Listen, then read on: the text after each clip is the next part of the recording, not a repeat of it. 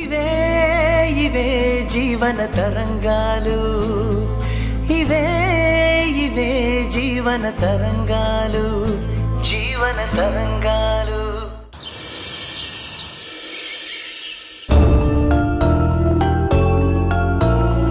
తప్పైంది. ఈయనకి వాళ్ళమ్మ అంటే చాలా ఇష్టం. ఆమెకు అంతే, కొడుకంటే ప్రాణం. గృహప్రవేశం టైంలో రాలేదు. నేను చెప్పింది ఒకటి, ఆయన చేసింది ఇంకోటి. అప్పుడు జరిగిన దానికి ఇప్పుడు అత్తమ్మకి ముఖం చూపించాలంటే నాకే ఏదోలా ఉంది. సహజమే కదా. ధరణి మంచిది కాబట్టి ఇంకా మీతో చుట్టపు చూపుకైనా మాట్లాడుతుంది. నేనైతే అది కూడా చేసేదాన్ని కాదు. వచ్చే నెలలో బిడ్డ పుడుతుంది. తర్వాత నామకరణం కూడా చెయ్యాలి. అత్తమ్మ వాళ్ళింటికి రాకపోకలుంటే బావుంటుందని. వెళ్ళి మాట్లాడాల్సింది. ఇందులో నేను చేసేదే ఉంది? మీరొక మాట చెప్పండి. అత్తమ్మకు మీరంటే చాలా గౌరవం. ఈయన కూడా ఫంక్షన్కి పిలవలేకపోవడంతో చాలా ఫీల్ అవుతున్నాడు. అయితే కొడుకులో ఇంత మార్పు వచ్చింది కాబట్టి కొడుకును తన దగ్గర ఉండనివ్వు అంటే ఉండనిస్తావా? తల్లిని కొడుకును వేరు చేస్తే నాకేం సుఖం? వెళ్ళి ఉండనివ్వండి. సీరియస్గా చెప్తున్నావా? అవును, సీరియస్గానే చెప్తున్నాను. ఆయన అక్కడికి వెళ్ళి ఉంటే నేనిక్కడే ఉంటాను. ఎలాగూ మావయ్య ఇంట్లో లేరు. ఈ టైంలో వాళ్ళమ్మకు అండగా ఉన్నట్లవుతుంది. మరి మీ అమ్మ? చెబుతాను. నేను వాళ్ళింటి కోడల్ని, అక్కడుండటమే ధర్మం.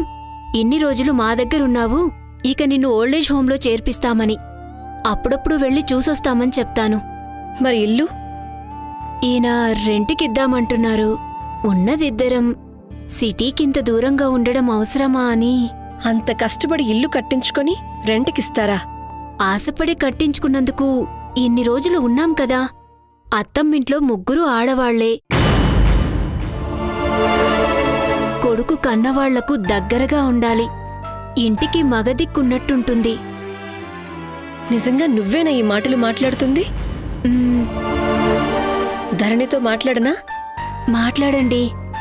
వీలు కుదిరినప్పుడు మాట్లాడతానని అనకండి. లేదు, మాట్లాడతాను. మహేష్ జాబ్ మానేశాడా?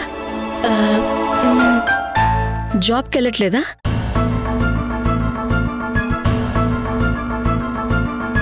అది చెప్పు. కొత్త ఉద్యోగం వచ్చే వరకు జీతం లేదు, ఆదాయం లేదు. అందుకే ఇప్పుడు రెంట్కు ఉండాలంటే రెంట్ కట్టాలి, డబ్బు కావాలి. అదే అమ్మ దగ్గరికెళ్ళుంటే రెంట్ కట్టక్కర్లేదు. రేపు పుట్టబోయే బిడ్డను చూసుకోవడానికి మీ అత్తమ్మ నానమ్మలా మారి అన్ని సేవలు చేస్తుంది. తనొక్కతేనా? కీర్తి, మా అమ్మ, మొత్తం ముగ్గురు ఆడవాళ్లు పుట్టిన వాళ్ళను చూసుకుంటారు. ఫ్రీగా సేవ చేయించుకోవచ్చు. అంతేనా?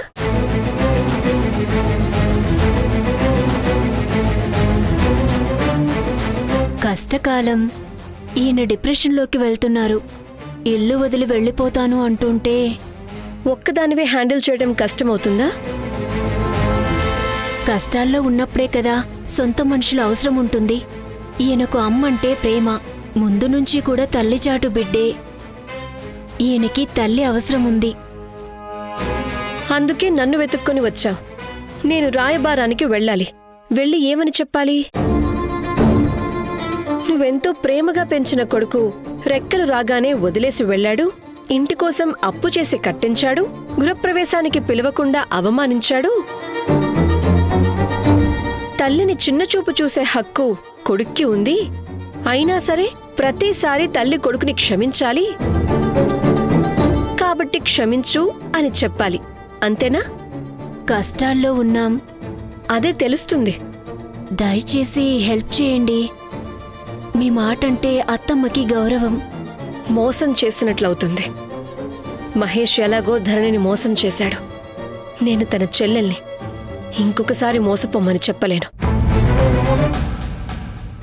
అక్కడ కూడా మీ అవసరాన్ని బట్టి స్టాండ్ మార్చుకుంటూ పోవడానికి తనేమీ సీజనల్ పొలిటీషియన్ కాదు. ఫ్యామిలీయే సర్వస్వం అని నమ్మి జీవితాన్ని త్యాగం చేసింది. కానీ మీరేం మిగిల్చారు?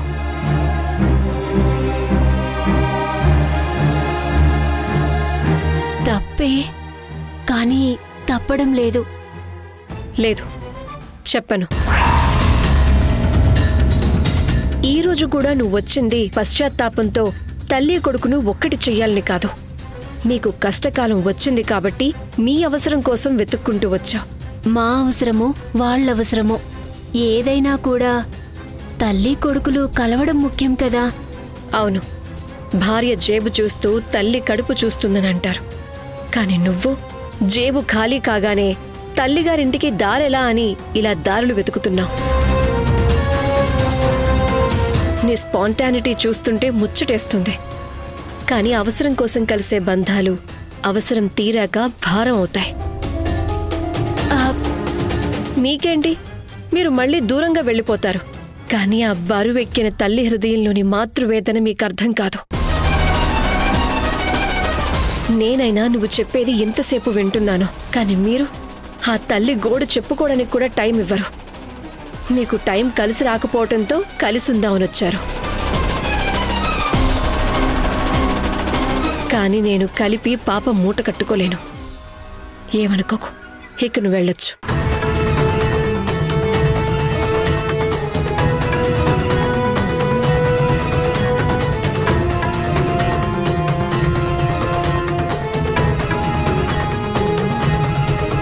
చూడు, ఫైనాన్స్ కంపెనీకి ఇన్స్టాల్మెంట్ సరిగ్గా కట్టమని చెప్పు. ఏవైనా ఇబ్బంది అయితే డబ్బు నన్ను అడగండి, నేనిస్తాను.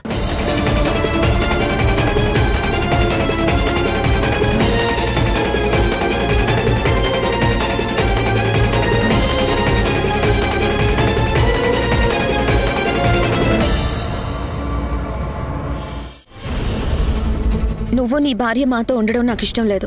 అర్థం చేసుకో కీర్తి, ప్లీజ్. ఇప్పుడు నాకు జాబ్ లేదు. జాబ్ రావడానికి 6 నెలలు పట్టచ్చు, లేదా ఏడాది పట్టచ్చు. అందుకు నన్నేం చేయమంటావు? కొత్తింటిని రెంట్కి ఇస్తాను. వచ్చే రెంట్ అప్పుకు సరిపోతుంది. ఇక భోజనానికి పెద్దగా ఖర్చు ఉండదు. మళ్ళీ నేను వేరే రూమ్కి మారినా అక్కడ రెంట్ కట్టాలి. కష్టమవుతుంది కీర్తి. అది నీ ప్రాబ్లం. త్వరలో తండ్రిని కాబోతున్నాను. అప్పుడు ఖర్చు పెరుగుతుంది కదా. అమ్మకు చెప్పు కీర్తి, ప్లీజ్. నేను చెప్పలేను. కావాలంటే నువ్వే మాట్లాడుకో. అమ్మ ఒప్పుకోదు కీర్తి. ఒప్పుకోదు మరి. ఇల్లు కట్టడానికి అప్పు కావాలని వచ్చావు. అమ్మకి అది ఇష్టం లేకపోయినా నేను అమ్మమ్మ బలవంతం చేసి మరీ ఒప్పించాం. కానీ నువ్వేం చేశావు? గృహప్రవేశంలోపే మర్చిపోయావు. గృహప్రవేశానికి రమ్మని పిలిచే మర్యాద కూడా చేయలేదు. నేను పిలిచాను కీర్తి. చాలా ఆపు. నిన్ను చూస్తే అది గుర్తుకొచ్చి మళ్ళీ మళ్ళీ బాధపడ్డం మాకిష్టం లేదు. అయినా ఇల్లు అమ్మది. రమ్మనడం రమ్మనకపోవడం తనిష్టం. నాకైతే సంబంధం లేదు. అయితే సరే, నీకు ఏ అబ్జెక్షన్ లేదు కదా? అమ్మ రమ్మనడం వద్దనడం అమ్మ డెసిషన్. అమ్మ నన్నేం చేద్దామని అడిగితే మాత్రం నిన్నింటికి రానివద్దని చెప్తాను. నన్ను చూస్తే నీ కోపం వస్తుంది కదా? కోపం కాదు, నీ మొహం చూడడం కూడా నాకు ఇష్టం లేదు. నీకు నేనంటే జెలసీ. అవును, ఇప్పుడు నీ జాబ్ పోయింది కాబట్టి నాకు చాలా హ్యాపీగా ఉంది. నువ్వు ఇంకా నలిగిపోవాలి, ఇంకా ఇంకా కష్టపడాలని కోరుకుంటాను. నా వరకైతే నువ్వు ఆ ఇంటికి రావద్దు. నేను వెళ్తున్నాను. కీర్తి, ఏ వయసులో జరగాల్సిన ముచ్చట ఆ వయసులోనే జరగాలి. అదే మంచిది. సరైన వయసులో పెళ్ళయి ఉంటే నువ్వు వేరే ఇంట్లో ఉండేదానివి. నిన్ను బతిమాలాల్సిన కర్మ నాకుండేది కాదు.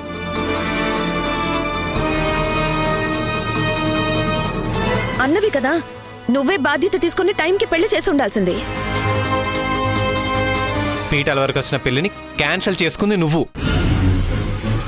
ఆయన ప్రవీణ్ ఏమన్నాడు? మీ నాన్న మోసగాడు కాదు అంటే నేను నమ్మలేను అన్నాడు.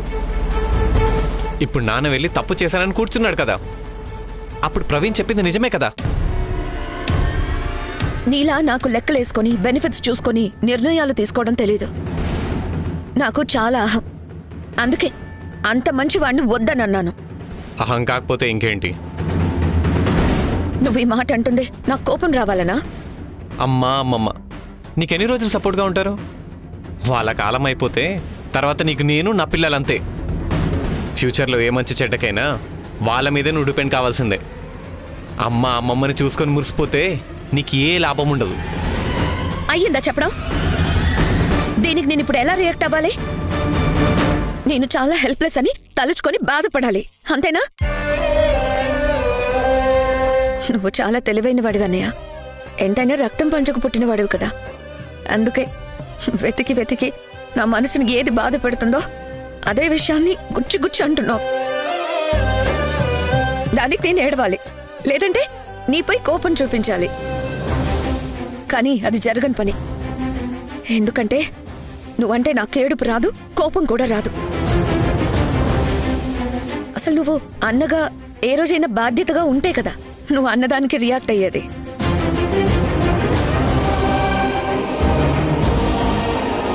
అసలు నేను నిన్ను అన్నగా అనుకోవడం లేదు. అమ్మలా కాదు. నువ్వు ఎన్నిసార్లు మోసం చేసినా నా కొడుకు అని ప్రేమించింది. అయినా సరే తన మనసుని అర్థం చేసుకోకుండా పదే పదే బాధ పెట్టావు. ఎంతలా అంటే బాధ్యత లేని మన నాన్న కంటే ముద్దు చేసి పెంచిన నువ్వే అమ్మని ఎక్కువ బాధ పెట్టావు. నాన్నది పెళ్లితో ముడిపడిన బంధం, కానీ నీది పేగు బంధం. కానీ నువ్వెప్పుడూ అలా ఆలోచించలేదు. నీ స్వార్థం నువ్వు చూసుకున్నావు. ఇంకా నీ మీద అమ్మకి ప్రేమ ఉంటుందని ఎలా అనుకుంటున్నావన్నయ్య? నీకు ఇంకొక విషయం చెప్పనా? నువ్వు చాలా సెల్ఫిష్వి. కానీ దాన్ని బయటికి ఎక్కడ ఎక్స్పోజ్ కాకుండా చూసుకోవాలనే కనీసం ఇంగిత జ్ఞానం కూడా లేనుడివి. నేను నీ చెల్లెల్ని కదా, చిన్నప్పటి నుంచి చూస్తున్నాను కదా. నాతో ఏం మాట్లాడితే నా మనసు బాధపడుతుందో అని తెలిసి కూడా ఎందుకు ఇలా మాట్లాడుతున్నావు? అంటే నీకు నా మీద అసలు ప్రేమ లేదనే చెప్పాలనుకున్నావు. సరే, అది నీ ఇష్టం. కానీ ప్రేమ లేదని ప్రత్యేకంగా చూపించకూడదని తెలివైనా ఉండాలి కదా. ఇలాంటి అవసరాలు పడ్డప్పుడు డోర్స్ కాదు, కనీసం విండోస్ కూడా ఓపెన్ కావు. నీకు ముందు చూపు లేదు బ్రో. సారీ కీర్తి. నా లైఫ్లో అన్ని ఎమోషన్స్ వదులుకుంది అమ్మ కోసం. నువ్వు అమ్మని బాధ పెట్టావు, అవమానించావు. అలాంటి నిన్ను క్షమిస్తే అర్థం ఉండదు. అమ్మకి తెలివి ఉంటే నిన్ను అసలు ఇంట్లోకి రానివ్వకూడదు. నిన్నెంత దూరం పెడితే తనకంత బాధ తగ్గుతుంది. ఈ ప్రస్తావన వచ్చి నన్ను అడిగితే నేను మొహమాటం లేకుండా నువ్వు ఇంటికి రావద్దనే చెప్తాను. అలా అని నువ్వు అనుకుంటున్నట్టు నేను నీ నాశనం కోరుకోను. ఎంతైనా నేను నీ తోడబుట్టిన చెల్లిని. కాబట్టి డబ్బు ఇబ్బంది అయితే మొహమాట పడకు. నాకు జీతం వస్తుంది, ఇస్తాను, తీసుకెళ్ళు.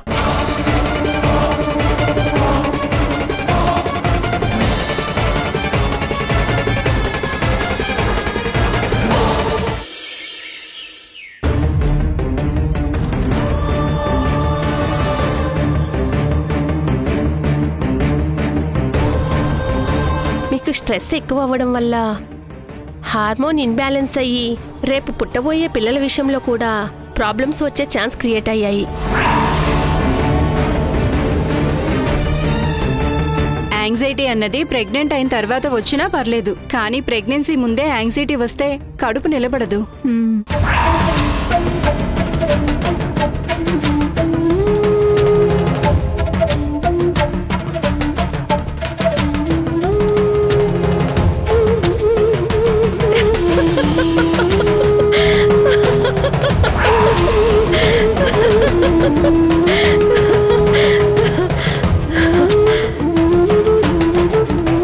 డాక్టర్ చెప్తే వింటావు గాని నీలో ఉన్న నేను చెప్తే మాత్రం వినిపించుకోవు. ఇదెక్కడి న్యాయం కమిషనర్ గారు? కాలం కరిగిపోయినా వయసు దాటిపోయినా వెనక్కి తీసుకురాలేవని చెప్పారు. వెనక్కి తీసుకురాలేం కాబట్టి ఏ వయసులో జరగాల్సిన ముచ్చట ఆ వయసులోనే జరగాలని, అలా జరగకపోతే తరువాత బాధపడినా బాధే మిగులుతుంది తప్ప ఇంకేమీ కాదని చెప్పాను. తమరు వినలేదు. నేను చెప్పేదంతా రబ్బిష్ అంటూ తీసి పారేశారు. నువ్వు ఇప్పటికీ ప్లాన్ చేసుకోకపోయినా సరే నీకు స్ట్రెస్ ఎక్కువైపోయి 10 సంవత్సరాల తర్వాత రావాల్సిన బెనిఫిట్స్ అన్నీ ఇప్పుడే వచ్చేస్తాయి దేవిక. పోనీలే వచ్చినా పర్లేదు అనుకున్నా, నువ్వు కోరుకున్న పిల్లలు మాత్రం రారు సుమా. Stop it.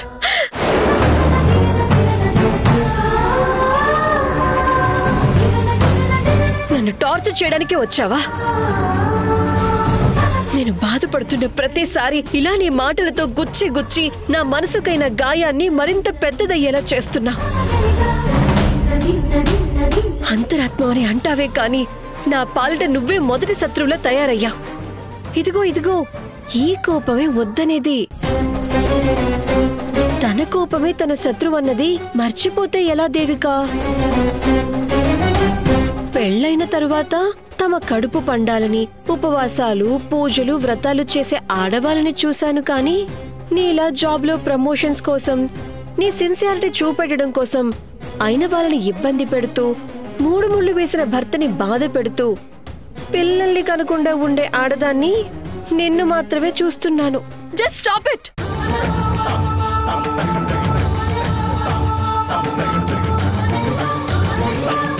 నాలో ఉన్నా నేను ఎలాంటి పరిస్థితుల్లో ఉన్నాను, చెయ్యని వాటికి ఎలా నిందలు మోస్తున్నాను, నా భర్త హెల్త్ కండిషన్ ఏంటో తెలిసి కూడా నన్ను ఇలా సూటిపోటి మాటలతో కష్టపెట్టాలని చూడకు. ఇంకోసారి ఇలా బయటకొచ్చి నన్ను వేధించుకో.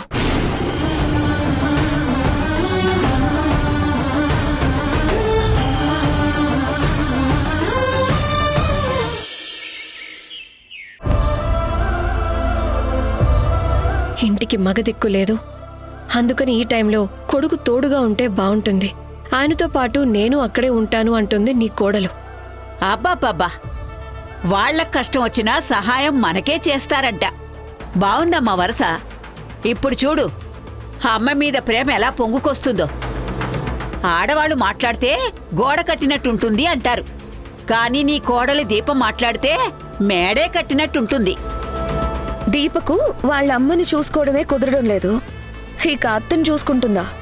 ఏమొద్దు, ఇక్కడికి రావద్దని చెప్పాను. ఇంకా నా వరకు విషయం రాలేదు, వస్తే అప్పుడు చూద్దాం. వస్తే వెంటనే కరిగిపోతావు. ముందే వాడు డౌన్ అయ్యాడు, కష్టాల్లో ఉన్నాడంటే కన్నీరు పెడతావు. వాడికేమో శాలరీ సరిగ్గా రావడం లేదని ఇక్కడికి వస్తాను అంటున్నాడు. 2 ఇన్స్టాల్మెంట్స్ కట్టలేదు, ఇప్పుడు జాబ్ ఉన్నా లేనట్లే. ఇక ముందు ఈఎంఐలు కట్టలేడు. తెలుసు కట్టడం లేదని. నేను రఘురాముని అడగనా? అడిగి తర్వాత నిజమేంటో తెలుస్తుంది కదా. ఒకవేళ వాడు కట్టుంటే మనం వాడిని అనుమానించామని బాధ. ఒకవేళ కట్టకపోతే కొడుకును నమ్మి ఇంటి పత్రాలిస్తే అప్పు కట్టకుండా మోసం చేశాడే అని బాధ. ఎటు చూసినా బాధే.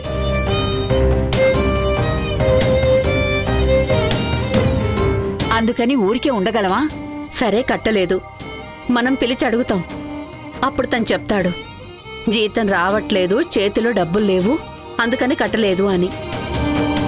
అమ్మా, ఇక ముందు నేను అప్పు నుంచి బయటపడాలంటే నువ్వే దిక్కు, అందుకే ఈ ఇంట్లో వచ్చి ఉంటాను, కొత్త ఇంటిని రెంట్కిస్తాను, వచ్చిన రెంట్తో అప్పు తీరుస్తానని చెప్తాడు.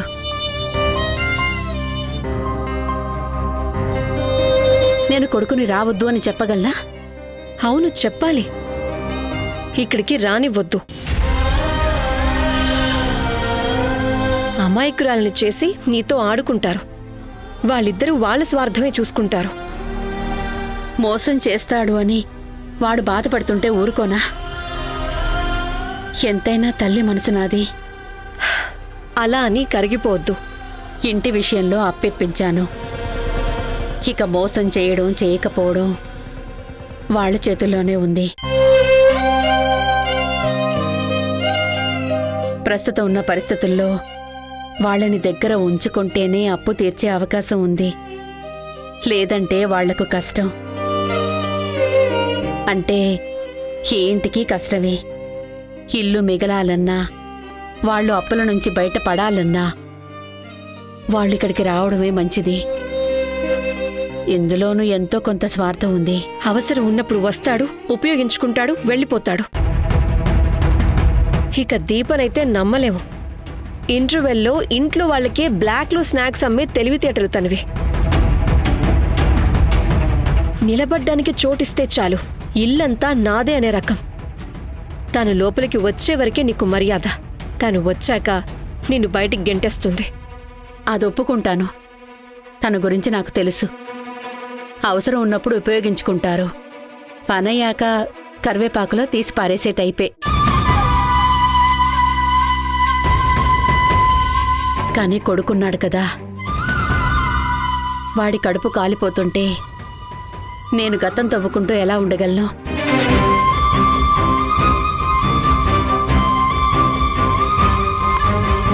నన్ను ప్రేమగా చూసుకోవడం లేదని వాడి మీద ఎలా కోపం చూపించగలను?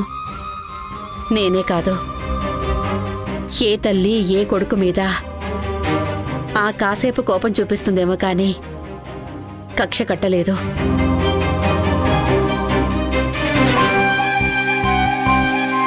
సరే, వాడు నాకు అవసరమైనప్పుడు అండగా లేకపోవచ్చు. కానీ తల్లి చూపించే ప్రేమలో అవసరం ఏముంటుంది? కొడుకుపైన ఆప్యాయత తప్ప.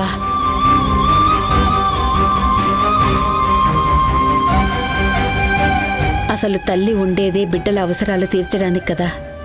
వదిలేయమ్మా, నువ్వు నిర్ణయించుకున్నావు కదా. లేదమ్మా, నేనే నిర్ణయించలేదు. వాడిక్కడికి వచ్చుంటే వ్యక్తిగతంగా నాకెటువంటి ఇబ్బంది లేదు, లాభమూ లేదు, నష్టమూ లేదు. అప్పుడు కొడుకు మాట నీ మాట అంతే కదా. సరే అయితే, ఏదైనా ఇబ్బంది అనిపిస్తే చెప్పు. డబ్బు ఏదైనా అవసరమైతే అడుగు.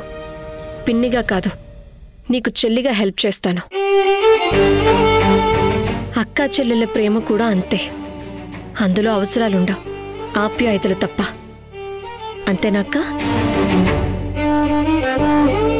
నువ్వు నన్ను వద్దన్నావు కానీ మనస్ఫూర్తిగా అలా అనగలవా? లేదు కదా. అమ్మా, నువ్వు చెప్పు. దేవిక తనకు నచ్చిన వారి కోసం వెళ్ళింది, అందులో సంతోషం ఉంది అనుకుంది. ఇప్పుడు వచ్చేసింది. అంత మాత్రాన తనని దూరం చేసుకోగలమా?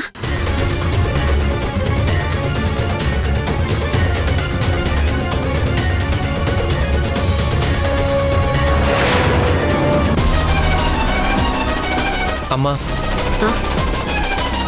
ఏంటి? అమ్మా, అక్కడ అందరి ముందు అడగలేను, అందుకే లోపలికి వచ్చి అడుగుతున్నాను. సరే చెప్పు. ఒక 5,000 అప్పిస్తావా అమ్మా? మళ్ళీ తీరుస్తాను.